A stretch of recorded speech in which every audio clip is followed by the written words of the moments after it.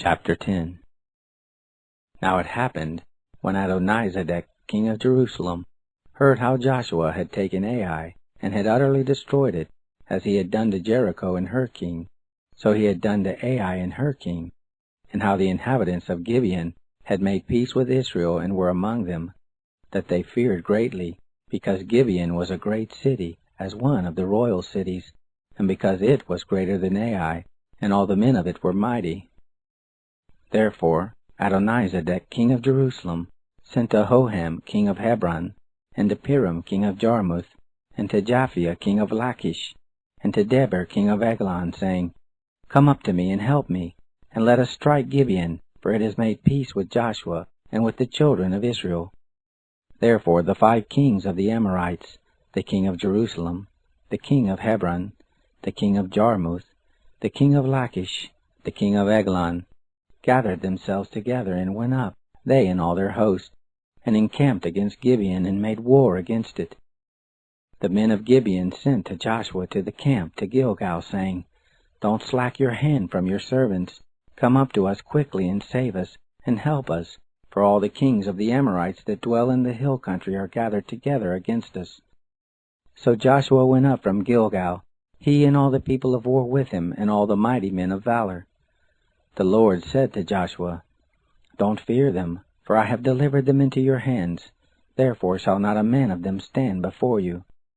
Joshua therefore came on them suddenly, for he went up from Gilgal all the night.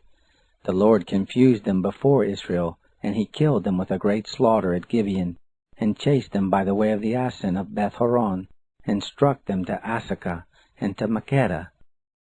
It happened, as they fled from before Israel, while they were at the descent of Beth-horon, that the Lord cast down great stones from the sky on them to Asakah, and they died. And there were more who died with the hailstones than they whom the children of Israel killed with the sword. Then Joshua spoke to the Lord in the day when the Lord delivered up the Amorites before the children of Israel, and he said in the sight of Israel, Sun, stand still on Gibeon, you, moon, in the valley of Ajalon. The sun stood still, and the moon stayed, until the nation had avenged themselves of their enemies. Isn't this written in the book of Jashar? The sun stayed in the midst of the sky, and didn't hurry to go down about a whole day. There was no day like that before it, or after it, that the Lord listened to the voice of a man, for the Lord fought for Israel. Joshua returned, and all Israel with him to the camp to Gilgal. These 5 kings fled, and hid themselves in the cave at Makkedah. It was told Joshua, saying, The 5 kings are found hidden in a cave at Makkedah. Joshua said, Roll great stones to the mouth of the cave, and set men by it to keep them. But don't stay, pursue after your enemies, and strike the hindmost of them. Don't allow them to enter into their cities, for the Lord your God has delivered them into your hand. It happened, when Joshua and the children of Israel had made an end of killing them with a very great slaughter, until they were consumed, and the remnant which remained of them had entered into the fortified cities, that all the people returned to the camp to Joshua at Makkedah in peace. None moved his tongue against any of the children of Israel. Then Joshua said, Open the mouth of the cave, and bring forth those 5 kings to me out of the cave. They did so, and brought forth the 5 kings to him out of the cave, the king of Jerusalem, the king of Hebron, the king of Jarmuth, the king of Lachish, the king of Eglon. It happened, when they brought forth those kings to Joshua, that Joshua called for all the men of Israel, and said to the chiefs of the men of war who went with him, Come near, put your feet on the necks of these kings. They came near, and put their feet on the necks of them. Joshua said to them, Don't be afraid, nor be dismayed. Be strong and of good courage, for thus shall the Lord do to all your enemies against whom you fight. Afterward Joshua struck them, and put them to death, and hanged them on 5 trees, and they were hanging on the trees until the evening. It happened at the time of the going down of the sun that Joshua commanded, and they took them down off the trees, and cast them into the cave in which they had hidden themselves, and laid great stones on the mouth of the cave to this very day. Joshua took Makkedah on that day, and struck it with the edge of the sword, and the king of it.